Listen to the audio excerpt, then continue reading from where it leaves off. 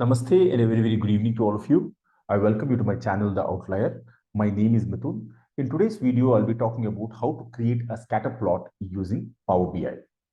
Even before I proceed to demonstrate how to create a scatter plot using Power BI, may I request you to subscribe to my channel, also like and share my videos. Let's begin by talking about the dataset that we have. This dataset is called as the sample superstore dataset. I have downloaded this dataset from Tableau. It has customer transaction details. Let's look at some of the important variables like order ID, order date, ship mode, and customer ID. Further, if I scroll to the extreme right side, you can see other useful scale variables. Some of the variables that I have are sales, quantity, discount, and profit. These are the four scale variables that I have in my data set. Most of us recall in our high school mathematics that to create a scatter plot, what we need is two scale variables. I'll be using sales in the x-axis. Further, I'll be using the variable profit along my y-axis. Let me quickly proceed to Power BI. Now, there's a very important point which I'd like to make here. The only chart with animation by default is Scatterplot. In Power BI, there is no other chart apart from Scatterplot which has an inbuilt animation. You're familiar with this particular interface. I'll go ahead and click on the visualization pane. You see 30 plus graphs that Power BI offers. Let me click on the scatter plot. I'll go ahead and resize the visual of scatter plot. Now, let me choose the fields section. I've got the orders dataset. Let me go ahead and expand the orders dataset. You see different variables that are shown by Power BI. I need to choose two scale variables. The first variable profit, I'm going to drag and drop along the y-axis. You can see here, I have used the variable profit under the y-axis. The second variable sales, I'll be using under the x-axis. Let me scroll down. This is the variable sales, which I can use under the x-axis. You can see here, what Power BI does is, it just simply shows us one value. This one value is nothing but the consolidated value of sales and profit. Let me go ahead and resize the visual. I can also bring this in the focus mode.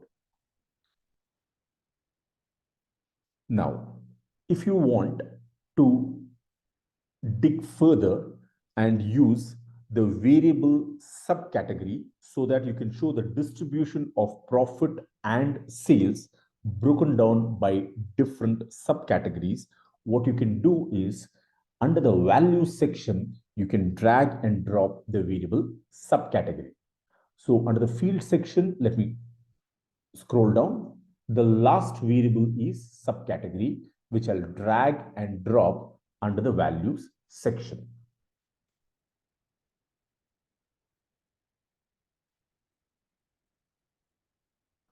You can see here, you have multiple data points.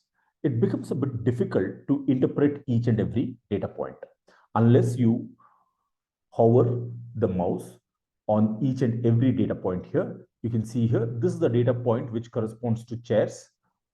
You can see here, this is the value of sales and profit. You have to do the same thing for other data points as well. Now the question is there an easier way in which you can summarize each of these data points?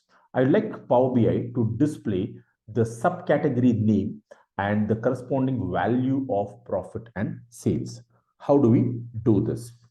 To do this, you can go to the format section.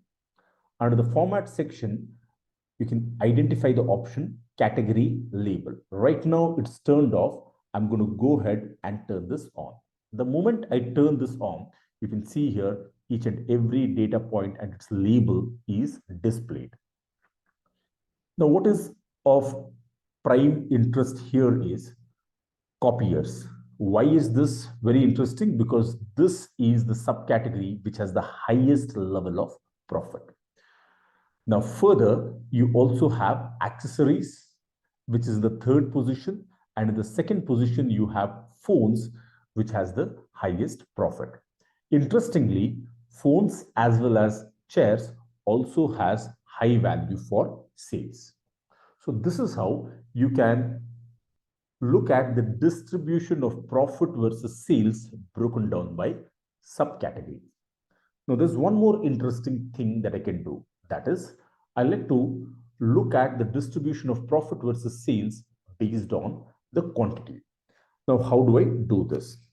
Now, to do this, you have to bring the variable quantity under the size section. To do this, I'll go back to the visualization pane, scroll down. You can see here the size section. Here, I'm going to use the variable quantity, drag this and drop it under the size section. The moment I do this, you can see here, there are different bubble sizes corresponding to each subcategory. For example, copiers has a smaller bubble size. However, phones has a larger bubble size. Similarly, binders also has a larger bubble size. Question is, how do we interpret this? Larger the bubble size implies larger the value of quantity. So whichever subcategory has high quantity, that is shown using large bubble size. For example, when you talk about copiers, the quantities here is very small and therefore it is depicted using a smaller bubble size. Compare this with binders, which has a larger bubble size. Larger bubble size simply indicates larger quantity. Now, you may want to ask me, what does larger quantity imply? Larger quantity simply implies higher cost. This could involve packaging cost, transportation cost, or delivery cost as well, which in other words means more expensive. So larger quantities many times could imply more expenditure. Now, we have looked at the distribution of profit versus sales broken down by subcategory. Now, there's one more interesting thing that you could do, and that is bring in an additional variable, namely categories. Let me scroll right to the top. You see the very first variable here is category. I can drag this variable category and drop it under the legend section. You can see here there are three different colors that are being used. The blue color corresponds to furniture. The dark blue color corresponds to office supplies. And finally, technology category is shown using the orange color.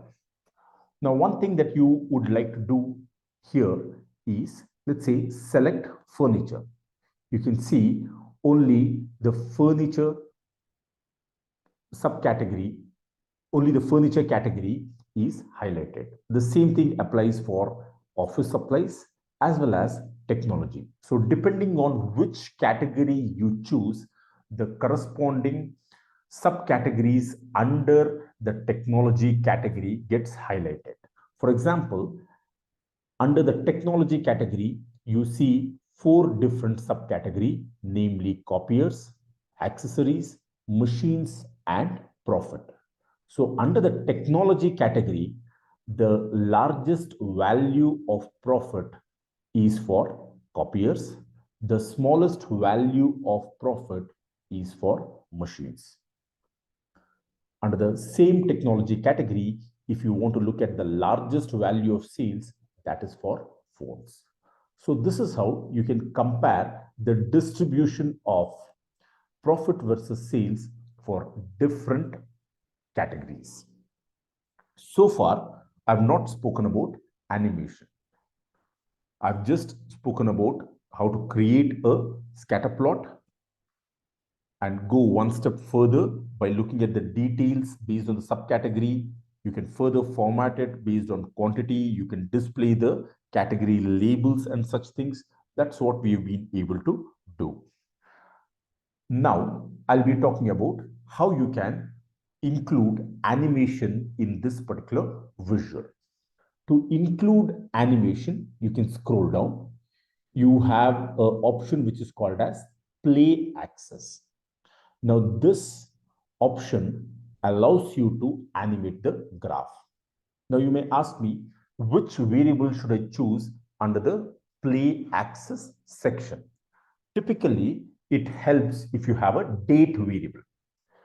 Now, under the field section, you can see I've got a lot of variables. There's one variable called as order date. I can drag the variable order date and drop it under the play axis.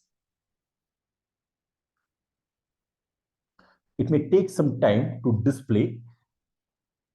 Now, very interestingly, you can see here for 30th December 2007, you can see the distribution of profit versus sales. Now, I can go ahead and use the play button. Right now, the changes that are being shown here are day by day. You can see here the distribution of profit versus sales for different values of subcategory. I repeat, you can see the distribution of sales versus profit for different subcategory. Now, since we are seeing this day wise, it may not be so interesting because it's very, very slow. Now, you can choose to show the same thing either based on quarter or monthly, depending upon the data that you have. Now, what I'm going to do here is in the play access section, I'm going to choose the drop down menu and choose date hierarchy. Here, I have the option of year. This is a lot better for us to show the distribution of profit versus sales broken down by subcategories for different years. The starting year is 2014. So let me just hit the play button. So you can see here 2014, 15, 16 and 17.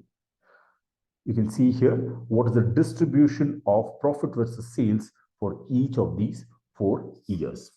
Now, one thing that you could do here is, let us say you are not interested in all the 16 subcategories. For some reason, you're interested in only copiers, in which case you can choose only copiers, and you can see here the trend line for the distribution of profit versus sales for copiers.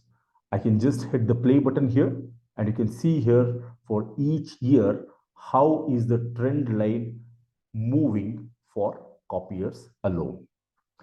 Now, let's say you're interested in comparing the movement of copiers, the trend for copiers and phone. So you can choose the control button and choose the phones category as well.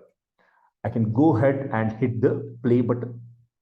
Now you can see here year on year what is the trend in profit versus sales for 2 of the subcategories, namely copiers and phones.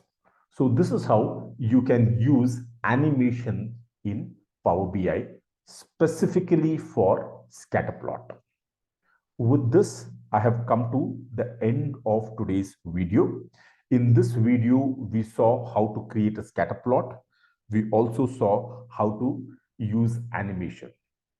Thank you very much for watching this particular video. I request you to subscribe to my channel. Also, like and share my videos. Thank you very much. Have a great day ahead.